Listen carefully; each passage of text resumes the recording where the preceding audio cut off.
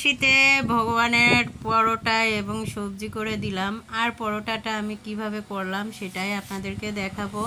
এই যে সাবুদানাগুলো খালি কড়াইতে, শুকনা কড়াইতে সুন্দর করে ভাজি করে নেব। ভাজি করার পরে দেখেন কি সুন্দর সাদা সাদা এবং মুড়ির মতন হয়ে গেছে। আমি এখন ব্লেন্ডার করে নিব।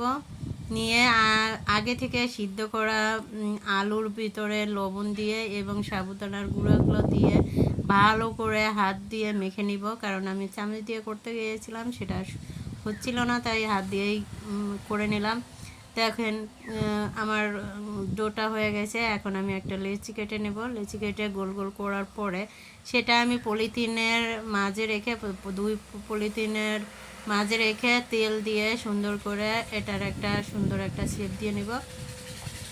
আসলে মাছ চারপাশে একটু ফেটে যাবে, কিন্তু আপনারা ভয় পাবেন না, কারণ এরকম ফেটেই যায় এই সাবুদানার ইগুলো সুন্দর করে।